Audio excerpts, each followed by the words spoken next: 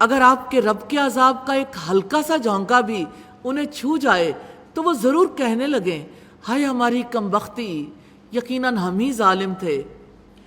آپ بڑے عذاب کی بات کو اگر ایک طرف کر دیں، صرف یہ دیکھیں کہ آندھی زور سے چلنے لگے، آسمان پر بہت زور سے بجلی کڑکے، تب دل کی کیا کیفیت ہو جاتی ہے۔ دل سہم جاتے ہیں اور یوں دنیا میں ہی حق واضح ہونے لگتا ہے۔ ایک زلزلے کا جھٹکا آتا ہے نا، اگر وہ چند لمحوں سے زیادہ ہو جائے، سارے لوگوں کا شعور روشن ہو جاتا ہے، ہر کسی کو پتہ چل جاتا ہے کوئی پاور ہے، کوئی قوت ہے۔ 2005 میں جب زلزلہ آیا تھا، اس زلزلے نے ایک دفعہ اہل پاکستان کو بتایا تھا۔ اس روز رمضان تھا اور رمضان میں دورہ قرآن کے لیے تیار ہو رہی تھی، اور جب باہر نکلے تو ایک دم لگا کہ سامنے والی ساری بلڈنگز جو ہیں ان کا رخ بدل گیا ہے، ایک دفعہ ادھر ایک دفعہ ادھر۔ تو آپ امیجن کر سکتے ہیں کہ ایسی صورتحال میں انسان کو لمحہ نہیں لگتا، وہ بالکل اپنی اصل فطرت پر آ جاتا ہے۔ اس کے اندر فیئر ہوتا ہے، خوف ہوتا ہے، اپنی جان وہ کھونا نہیں چاہتا، اور جان بچانے والے کے ساتھ اس کا تعلق قائم ہو جاتا ہے، کنیکٹیوٹی، دعا، معافیاں۔ اللہ سبحانہ و تعالیٰ سے یہ رشتہ کتنی جلدی جڑ جاتا ہے۔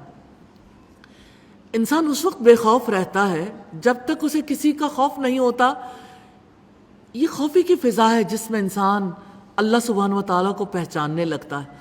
اور ہم قیامت کے دن انصاف کے ترازو رکھیں گے، پھر کسی جان پر کچھ بھی ظلم نہیں کیا جائے گا، اور اگر رائی کے دانے کے برابر بھی ہوگا تو ہم اسے لے آئیں گے، اور ہم حساب کرنے والے کافی ہیں۔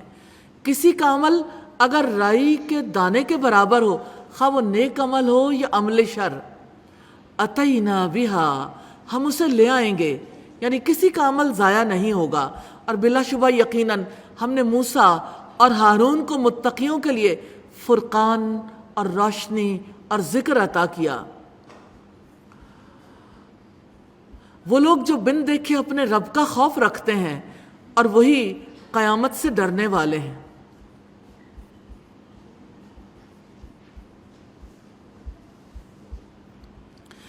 رب العزت نے متقیوں کے اوصاف بیان کرتے ہوئے فرمایا، جو اللہ تعالیٰ کو دیکھتے نہیں مگر اس سے ڈرتے ہیں، جن کاموں سے اس نے روکا ان سے بچتے ہیں، حرام سے اجتناب کرتے ہیں۔ متقی وہ ہیں جو اللہ تعالیٰ سے ثواب کی امید رکھتے ہوئے اللہ تعالیٰ کے احکامات کی اطاعت کرتے ہیں، اجر کی امید رکھتے ہیں، اور اللہ تعالیٰ کے عذاب کے خوف سے اس کی نافرمانی سے رکتے ہیں۔ ایسے ہی لوگ اللہ کی کتاب ہدایت سے فائدہ اٹھاتے ہیں۔ کتاب ہدایت سے فائدہ اٹھانے والوں کی خصوصیات ہیں، بن دیکھے اپنے رب سے ڈرتے ہیں، قیامت سے ڈرتے ہیں۔ ان خصوصیات کے لیے اللہ سبحانہ و تعالیٰ سے دعائیں کرنے کی ضرورت ہے۔ قیامت سے وہ ڈرتا ہے جو اپنے رب کو پہچانتا ہے، اور رب کی پہچان اسے ہوتی ہے جو اللہ سبحانہ و تعالیٰ کے اسماء و صفات کو جانتا ہے۔ ایسا نہیں ہے کہ آپ کسی انسان کے بارے میں جانے بغیر اس کو پہچاننے لگیں۔ آپ اس کے بارے میں بیسک انفارمیشن لیتے ہیں، ڈائریکٹ فرسٹ ہینڈ نالج حاصل کرتے ہیں۔ اللہ سبحانہ و تعالیٰ کے بارے میں جاننا چاہتے ہیں تو محض اتنا کافی نہیں ہے کہ وہ ہے، اور اس کے بارے میں چند باتوں کے سوا آپ اپنی میموری میں دیکھیے کچھ بھی نہیں ہوگا۔